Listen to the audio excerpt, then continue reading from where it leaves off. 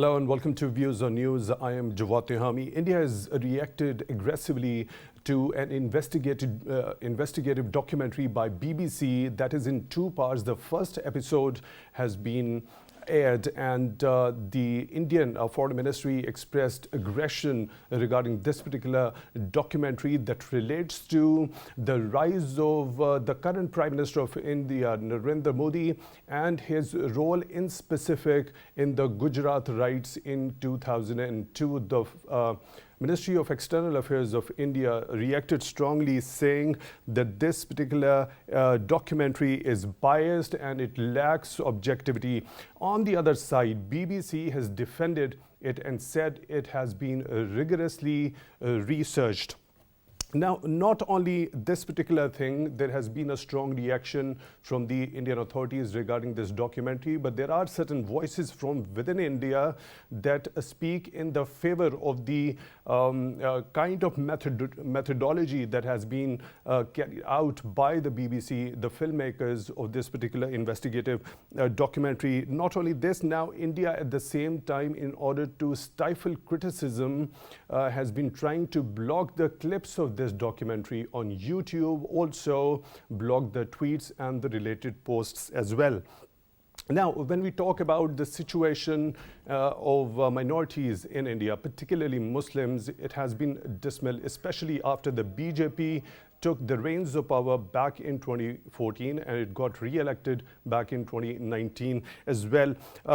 Similar sort of concerns have been raised by the international organizations also. When we talk about the United Nations Universal Periodic Review, it recently raised alarm regarding the treatment of minorities within India, as well as the US Commission on International Religious Freedom has also expressed the concern regarding the violent treatment of the minorities, particularly Muslims within India. Now, when we talk about the other voices regarding this documentary, one of the prominent journalists in India has also said that this documentary by BBC has been rigorously researched, and he also highlights that this particular documentary establishes the genetic connection between 2002 and the present. Depicting that what is the situation with the minorities within India. We'll be looking into this and what kind of tactics and the sinister design the Indian authorities are trying to employ at this moment after this investigative documentary by BBC. We'll be talking to our panelists. In the studio, we have been joined by Mr. Hannan Hussain. He's expert foreign affairs. Mr. Hannan, thank you very much for joining in at PTV World's Views on News. We really appreciate that. And on Skype at the same time, we are joined by Mr. Ali Mustafa, his correspondent, TRT World. Mr. Ali Mustafa, thank you very much for your time also for being with us on Views on News tonight. We really appreciate that. Let me begin the discussion with you, Mr. Hannan Hussain. Now, such an aggressive reaction on this investigative documentary by the Indian authorities, what does that one depict? I think, thank you so much, Jawad, for having me. I think if anything at all, it just presents a simple fact that we've known for long, that there's zero credibility to the Indian narrative, that all of this has been fabricated, it's a bias, and that documentaries such as the BBC, revelations such as those within the documentary are those that are aimed at targeting India's secular image. It's important to note, you pointed to the plight of Muslims living in modern-day India. It's important to note that the secular image which India has set up for long is not exactly being contested by people from the fringes. I mean, the very Hindu nationalist brand which serving Prime Minister Narendra Modi represents is one, if you go back to 1925, when the founding member of RSS, when the founding father came through, it was a reaction to what the RSS chief saw as riots that are being incited by Muslims. And he's on record saying that every single riot that does take place is being started by Muslims, is being instigated by Muslims. And that sort of hatred, much of which we saw during the Gujarat riots, is something that captures the harsh reality of Muslims living under Modi's rule, and this entire nexus of connecting courts with media as well as a civil society which loses all sort of credibility when it comes out to calling out Modi at the peak of his power. All that connection is part of the same narrative. that the Hindu national design that Modi wants to bring through, that the saffronization of India is something that's a national prerogative. And in order for Modi to maintain that position, it's essential to target facts, to fabricate, to tout falsehoods as well, from the BBC down to the UN HRC probes as well. So I think this has come off hardly as a surprise, but at the same time, there's growing pressure from the international community to kind of respond. And I think there are a lot of limits to how much you can look away from these realities when there's a lot of pressure to focus exactly on them. Right. Mr. Ali Mustafa, you would definitely have watched this documentary, the first episode of it, or some clips of it. Now, when we talk about the content of it, there are certain voices from within India, very senior journalists saying that it has been rigorously researched and it establishes the genetic connection between what was the state of affairs of Muslims, particularly in Gujarat, that led to the Gujarat riots and the massacre of Muslims, around 1,000 people, and now what is being meted out to Muslims in particular in India, not only to a certain specific state, but all across the country. Let me first clarify a few things.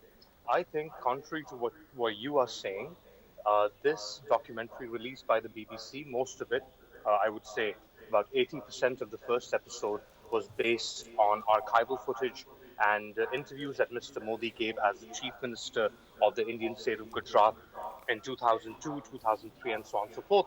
I think, contrary to what you are saying, this documentary will give a massive boost to Mr. Narendra Modi and to the BJP a year before the election. And the reason I'm saying this is because this confirms and reaffirms the reason why Mr. Modi was voted in the first place and why he won successive elections, even the early elections that he called in Gujarat following the 2002 Gujarat pogroms, in which Mr. Ali Mustafa, beg your pardon for the interruption. If you say that it is going to go in the favor of the BJP and Narendra Modi, the kind of mandate they got for their election in the previous two elections, so why such a strong reaction from the Indian authorities?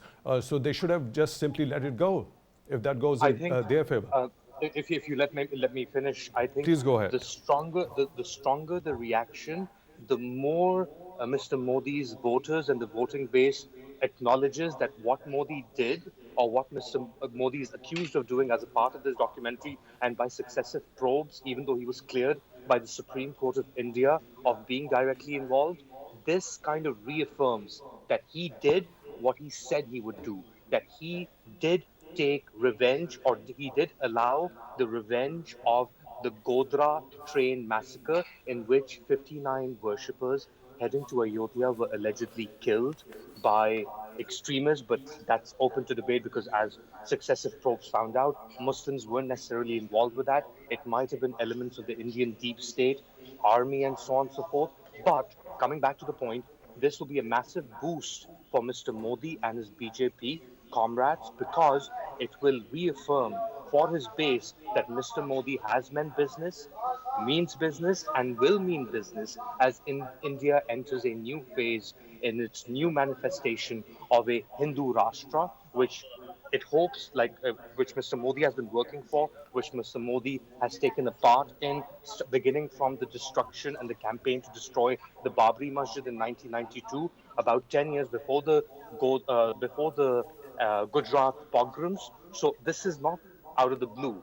This is something that is continuing since before the creation, the partition of the Indian subcontinent, and this is something that will grow even more, manifest even in more violent ways as India grows into this massive Hindu Rashtra, which is economically empowered, which will be the new chip manufacturing base for the United States and the world as its focus moves away from China and so on and so forth. So what you are seeing is the beginning of a supra-Hindu Rashtra or supra-Hindu state, which will be a dominant force moving forward. And I think the BBC documentary kind of hints at that, or kind of brings it full circle for a lot of the Indian electorate.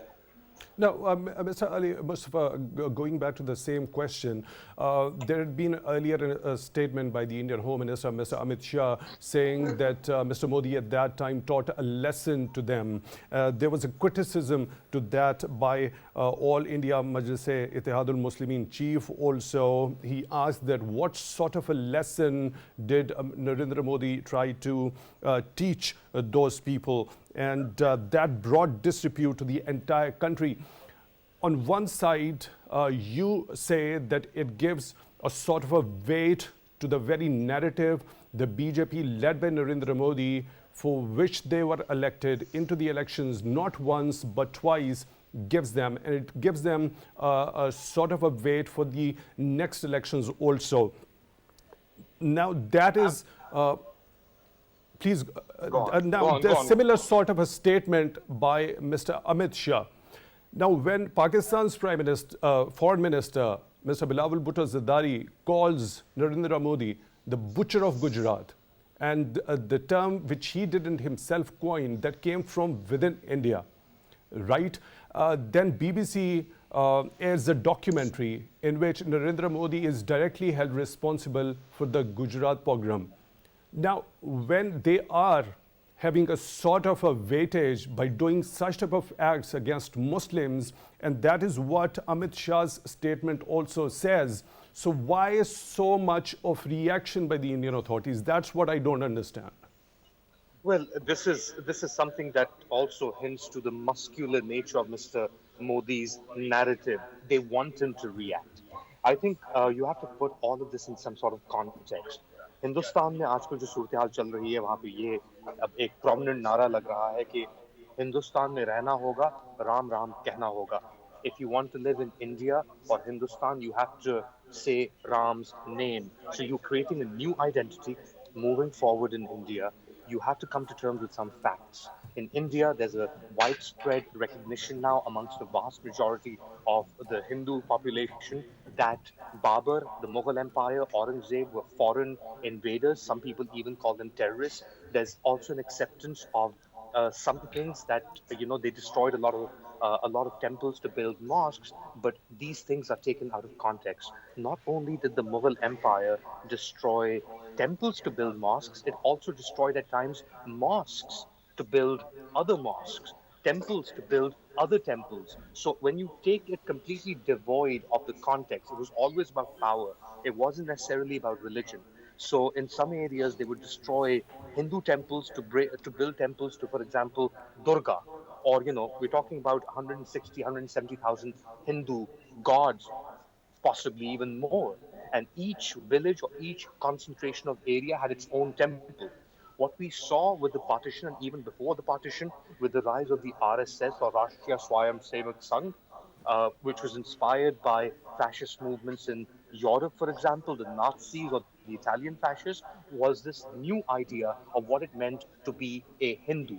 It meant that you weren't a Muslim. It meant that you weren't colonized by the Muslims. It meant that you weren't terrorized by the Mughal hordes. And everything that had happened, the new Hindu would be an answer to that. It also coincided with the development of the new Turk, for example, in Turkey in the 1920s under Mustafa Kemal Ataturk. So, Mr. Ali Mustafa, when you mentioned this thing that those people who say Ram Ram, they are only allowed to live in India, or India is for them only. So when we talk about the Muslim population in particular, that happens to be over around 200 million.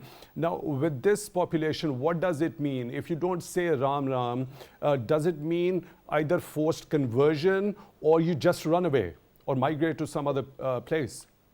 It manifests itself into many different things. We are seeing in India over the past few years, for example, the absorption of the disputed territory of Indian administered Kashmir into two union territories, for example. We saw the promulgation of something called the National Register, for example, or CAA.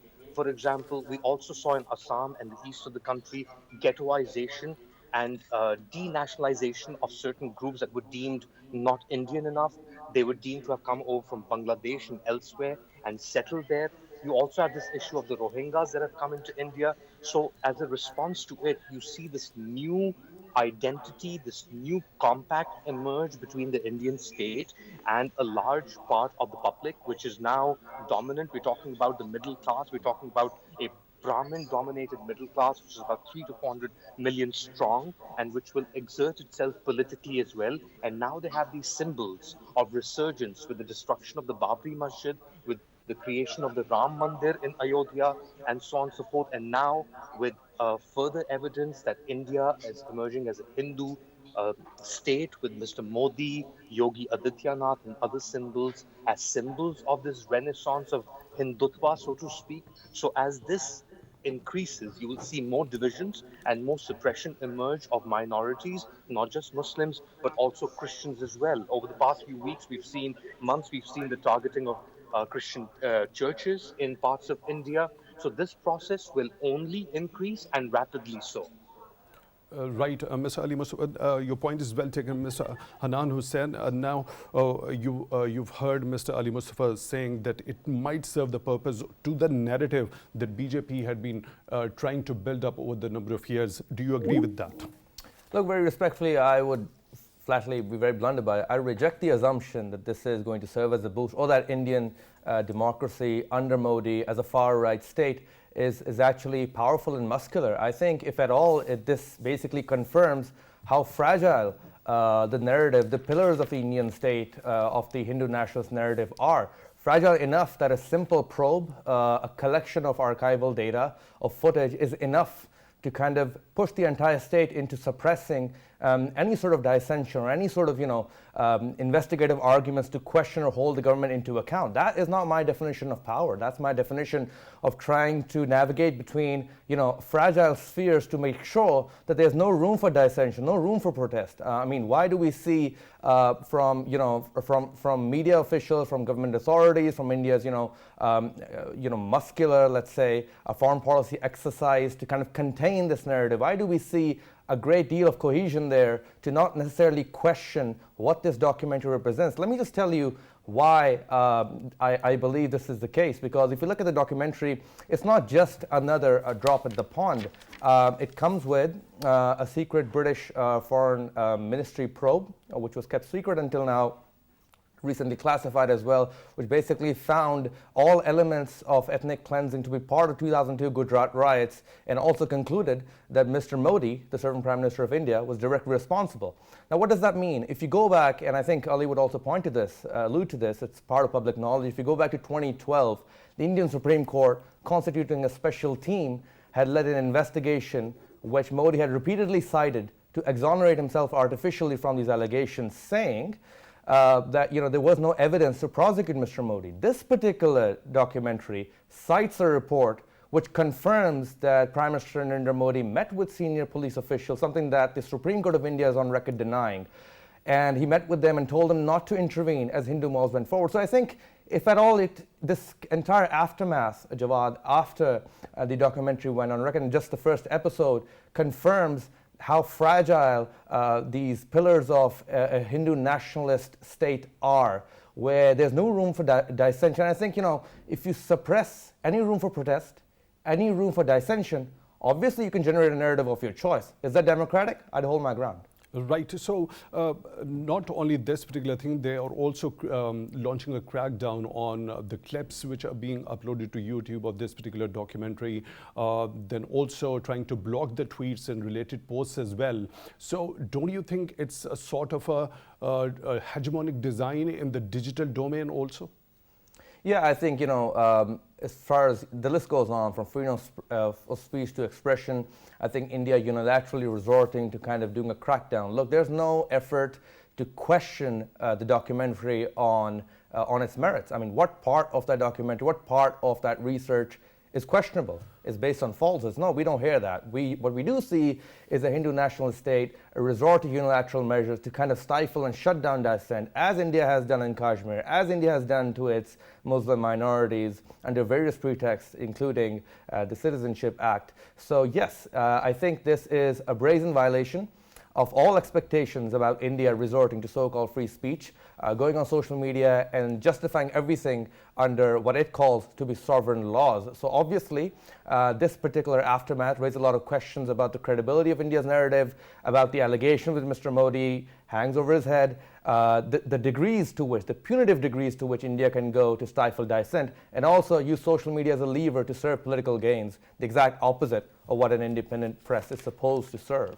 So what happens to be the role of international community in this regard?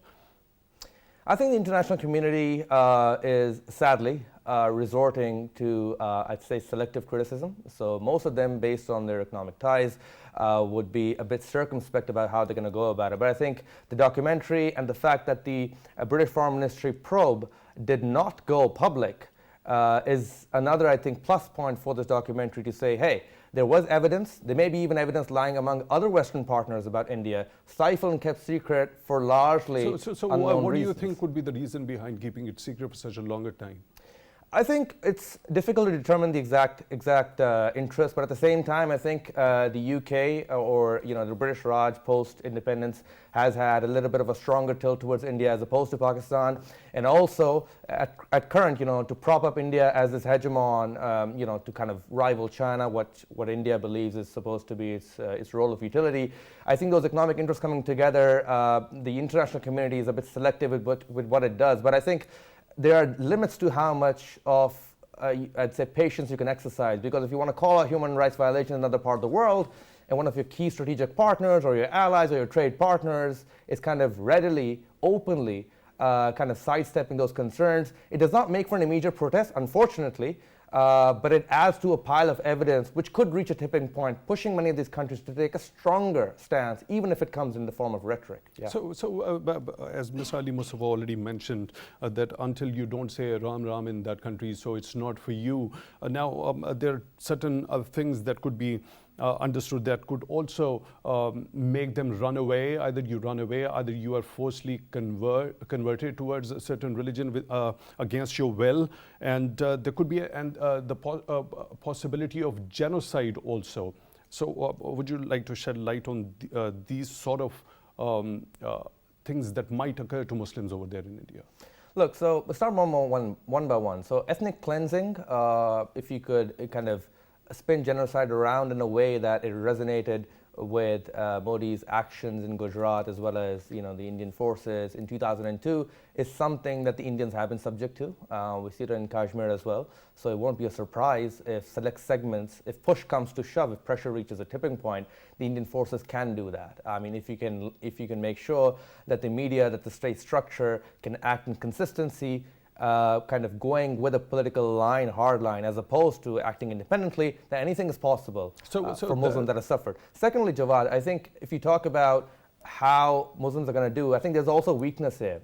Modi can tout all far right all he wants, but the Indian minority, even though it's a minority, it's 200 million plus, and that is a huge number. I mean, any form of a genocide would actually be suicidal on that scale for Modi to come up overt, because that's the kind of that's a recipe for protest and revolution.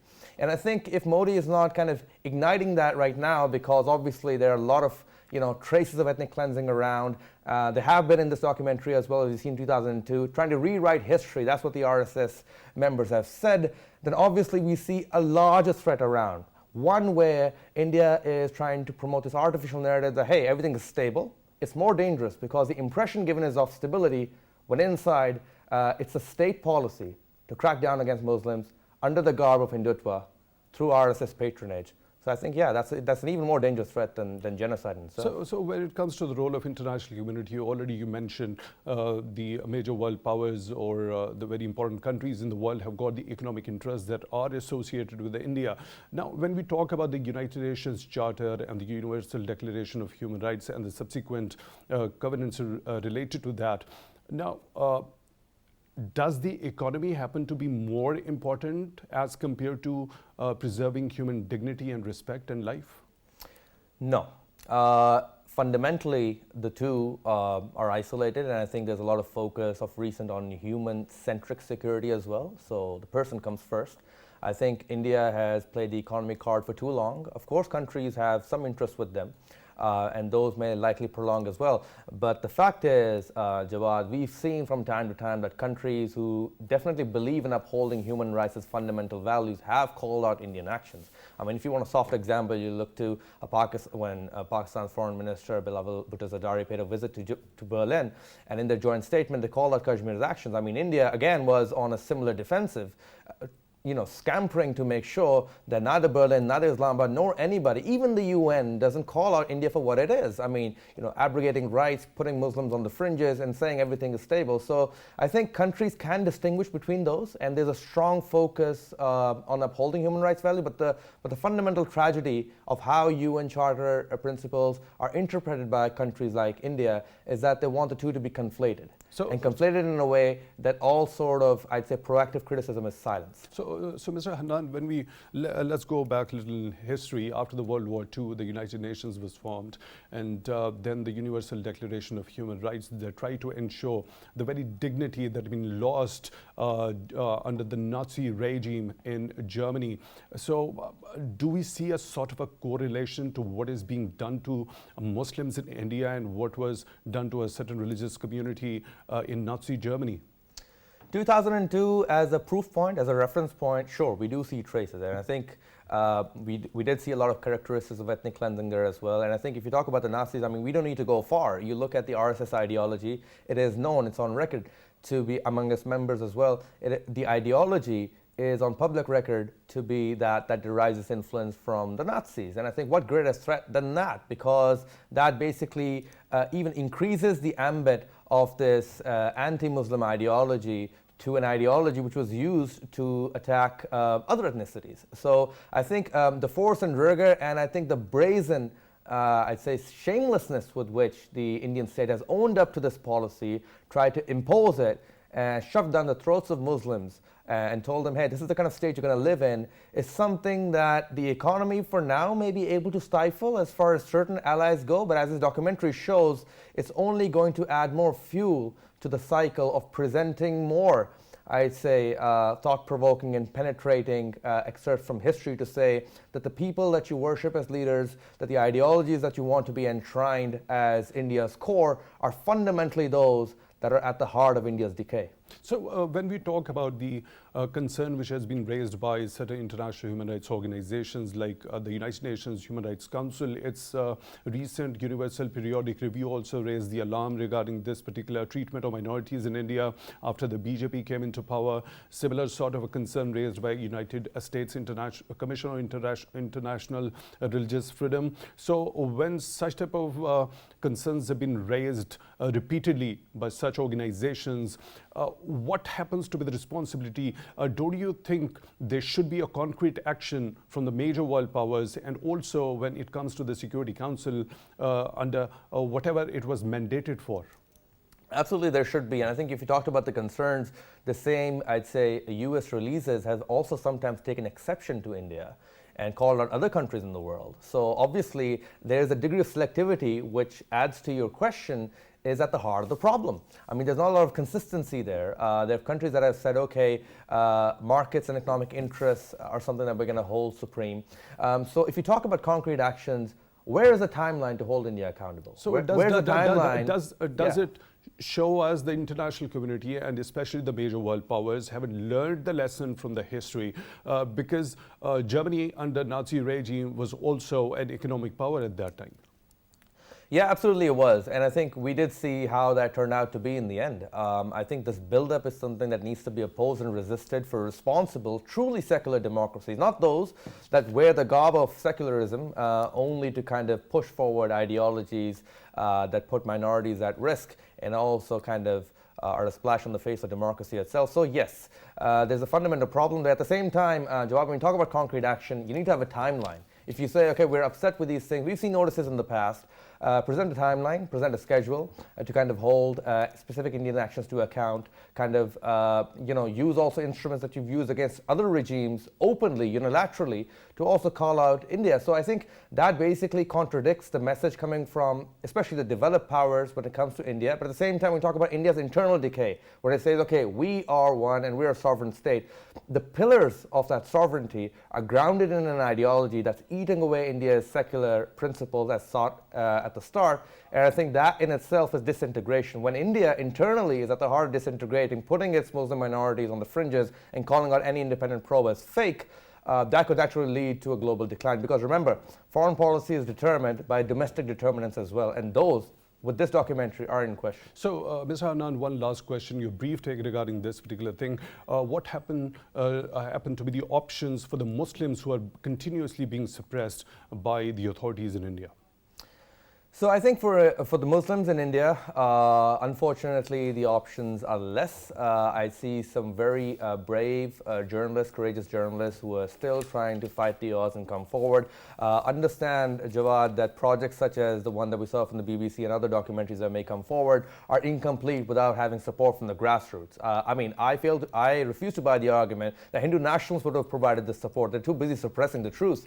So I say the Indian Muslims have the shoulders of certain independent journalists as well, certain coalitions that have been working on human rights, regardless of the regime that's in power, and it's in their interest to kind of advance that momentum to hold this regime to account.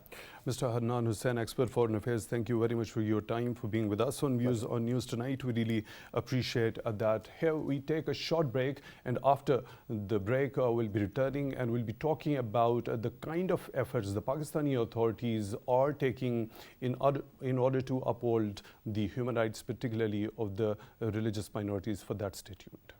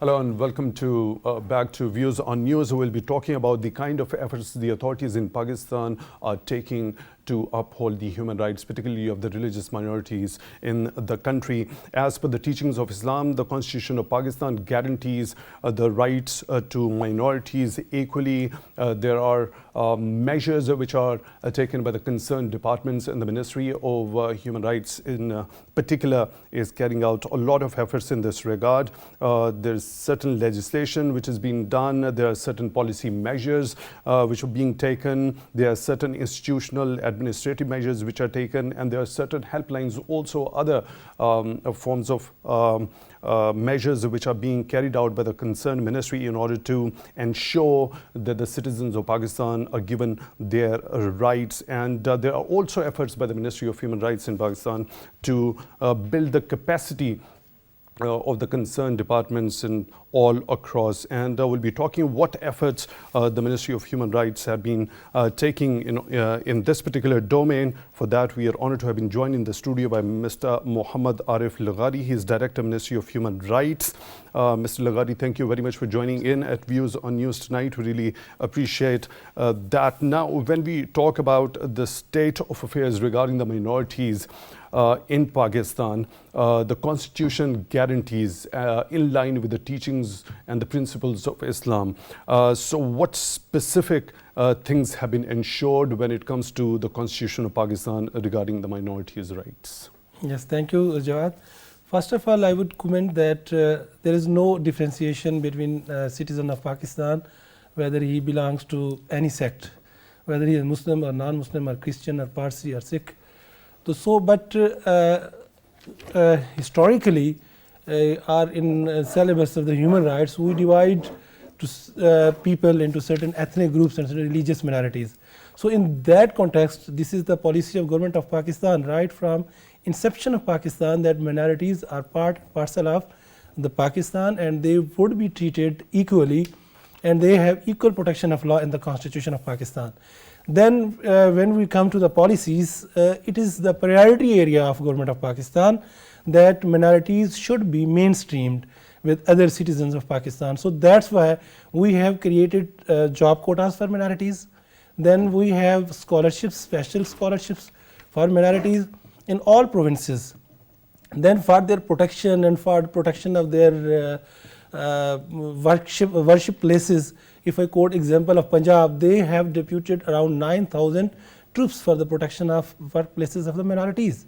And then we have an independent commission under Ministry of Religious Affairs that is called Minorities Commission, and that was that has been working since 1984, and recently in 2022 some act has been also launched that is in process to legislate this commission.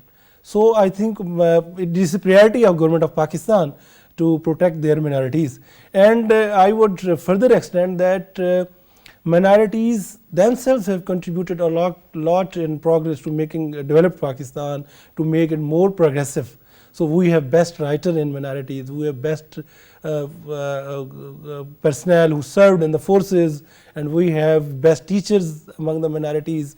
So I think minorities are part and parcel of all citizens of Pakistan. So Mr. Laghari, when we talk about the strides the authorities in Pakistan had been taking over the number of years for the promotion of religious tourism, please shed a little bit of light regarding that. I think this is beauty of Pakistan, that we have an egalitarian society. We have all segments of the religions, we have all segments of the ethnic groups. So this is which we call the beautiful Pakistan.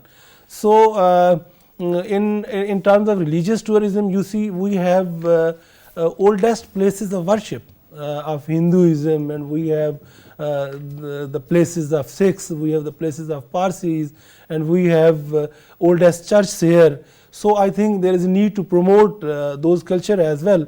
And the speciality of Pakistani culture is that they welcome their guests. You see, not a single untoward incident occurred during Kartarpura pilgrimages, or we see every year the Sikh community celebrate their religious rituals in the Nankana Sahib. Not only Pakistani people are very welcoming towards their guests who are coming from across the border, but also the Pakistani leaders and authorities, they also go and personally participate in the celebrations on various festivals and events of the other minorities. Yeah, it indicates that the state of Pakistan owns the religious minorities. So it is indicative of that, that we own our citizens, and that's why their attitude is always welcoming toward the minorities. And especially I would here quote that minorities are actually our ambassadors, that we how much Pakistani culture is peace loving. So what about the rest of the state of affairs of the human rights when it comes to women empowerment and the protection of children also? There have been a lot of strides regarding the promotion of the rights of the transgender also in the country. So how much legislation has been done in this regard so far? Yeah, as I mentioned that priorities area of policy are the vulnerable groups. Protection and promotion of rights of vulnerable groups, and in vulnerable groups we include transgenders, we include women and children, to some extent prisoners as well. So, we have administrative, legislative policies for these vulnerable groups. First, we come to the transgender. So, Pakistan is a leading country in the Asia who have introduced a legislation to protect the rights of the transgender, and we have specialized center for their protection in ICT. And even in that law, we have provided soft loan schemes to empower them economically. So, this is a versatile intervention in our region that which Pakistan has introduced for their protection. Then we come to the child rights. We have two commissions to protect the rights of the children. One is NCRC, National Commission on Rights of Child, and other entity is National Commission for Child Welfare Development. And we have two institutions at ICT level. One is called National NCPC, National Child Protection Center, and other is recently established institute, that is Child Protection Institute. Under the umbrella of Child Protection Institute, not only we protect the child rights, we also cater the abandoned childs as well. And even the child protection officers is empowered to take babies if they are not from the parents, if they are not catering their children in a way they should. So, child interests are priority of policy of the Pakistan. Right. And then we come to the women rights, and we have done a lot to protect the rights of the women, and for that purpose there is a national gender policy framework that was introduced by Planning Commission of Pakistan, and under the umbrella of that national policy framework we have different projects in pipeline, and especially now we are working on the national policy on violence against women, so to protect the women from any sort of violence. And especially now we have extended the ambit of Anti-Harassment Act. Now the definition has been broadened. Now previously only the public sector workplaces were included. Now even public places are included, that no one can attain the immunity if he or she harass the other side. Right. So, does it relate only to enacting the legislation, or when we talk about the other policy measures or other domains, so what about those? Yes, no policy is without execution plan. So, all policies have their execution plan and mechanism. For that purpose, we have established a national mechanism for reporting and implementation of all international conventions, and under those international conventions domain we also domesticate those laws, and for that purpose we have close coordination with all stakeholders including provincial governments. So, for that purpose we have set up a helpline to address the grievances of the aggrieved parties, and we have established an independent commission in the name and style of National Commission for Human Rights. If anybody is aggrieved regarding a violation of his or her rights, they can just submit an application, and the commission is empowered to investigate even by itself, and they have the power to take prosecution in the courts. If any case is pending, they have the power to become the party. Right. So, I was going through a certain document by your ministry. There is the Human Rights Information Management System. Yes. That seems to be something out of the box, a unique idea. How does it operate? How does it function? Actually, one of the problematic area you may say was to have appropriate data. That was exploited, the figures were exploited, manipulated by the detractors, by the disinformants. So, to cater that issue, we have established this HRIMS. So, under this scheme, we receive all authenticated data from our provinces, and over there we have also provincial chapters, and here we have a database actually. Right. So, what more is being done in order to build the capacity in this particular domain? For the capacity building, it is a continuous process, and the Ministry of Human Rights always take advantage in this regard by not only training their own officers, but also the persons who are named as human rights defenders. We have different collaborations with international organizations like UN Women, UNDP, and with those collaborations we train the people who are involved in human rights implementation. But I see something. The Digital Rights Foundation also gave training to the Ministry of Human Rights officers. What about that? And Actually, the human rights is a specialized field. Here we start from concept of human rights to the execution of the law. So in all aspects we train them. Suppose recently we have conducted a training on the child rights sensitization, and the training were imparted to the police officers of the Islamabad ICT police.